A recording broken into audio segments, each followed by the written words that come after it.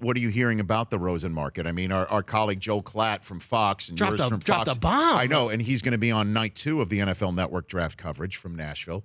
He said Chargers, Patriots, Giants are in. He named names. And I'll say something about Joel. People say, well, he's not an NFL insider. Joel called just about every one of Josh Rosen's big games in the Pac-12 for Fox. He called all of Kyler Murray's big games for the Big 12 for Fox. Joel has sources too. So when he said that, I followed up with him. He said, look, it happened, whatever I reported, some of those calls may have just been inquiries, and they may have happened before free agency, which leads me to the Chargers. They signed Tyrod Taylor. Does that mean they're, Come on. I mean, Baker Mayfield is the 2 words you need to hear about him in terms of where you might go.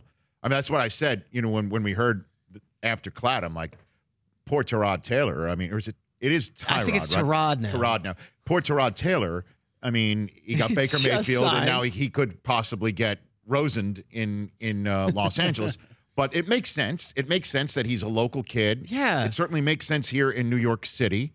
It makes sense, obviously, New England at some point is going to have to get that next Garoppolo, right? Yes. And obviously Rosen would be a perfect opportunity to do something like that. And all of those teams have interesting things they can offer. So the Giants might be desperate for a quarterback, and you could say 6 or 17.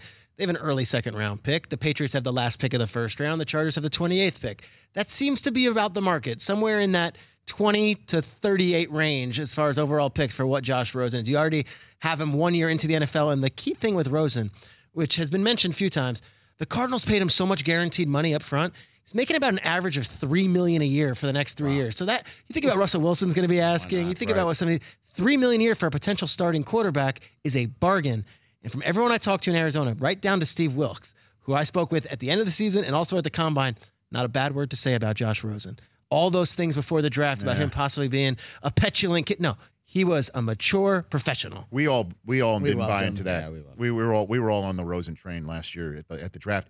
So if the Giants flip their second-round choice at the top of Friday night for Rosen and choose 2 defensive studs in the first round and then come back to New York, can Gettleman basically say, how do you like me now to Giants fans right now? Think about it. I mean, Jabril Peppers, who I think has a very good future. And I think when I spoke with Gettleman at the NFL League meetings, he was super high on Jabril. You get 2 defensive studs. Say you end up with Ed Oliver and one of the Clemson kids off the edge, and you get Golden Tate.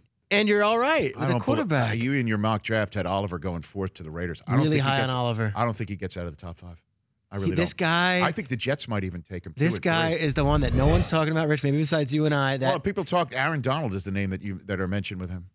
That's mentioned with him. Quinnen Williams might go before him because he's this great kid, but Quinnen Williams comes from a body size that is Ndamukong Suh, Gerald McCoy. Ed Oliver is a clone of Aaron Donald's body. I'm not saying he's Aaron Donald, but if you want to talk about the next wave. Yeah. And how everyone's looking for the next Tyreek Hill at receiver, they're looking for the next Aaron Donald. It's not Quinnen Williams. It's Ed Oliver. So if the Giants don't pull the trade for Rosen in your mock draft, you have them Drew Lock. I gave the wrong name and Daniel Jones before from Duke.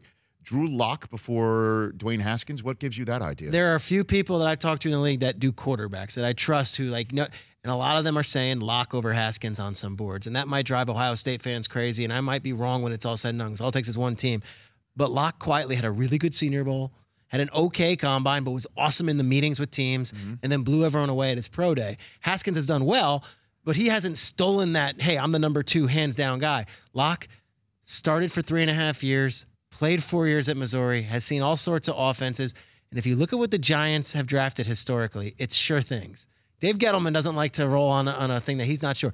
This guy has a body of work, has the body type, and I think Locke might actually fit the Giants more than Haskins, who started 1 year in college and is still a bit of a prospect. Wow. I mean, if they come back with a quarterback that might not be on the top 3 of many people's mock draft boards, again, you just what fans here read and fans talk about, but I don't know. I mean, this is also a fan base that went nuts when Porzingis got drafted here in this town, and obviously we saw how that all worked out. The Rich Eisen Show, weekdays at noon Eastern on Audience.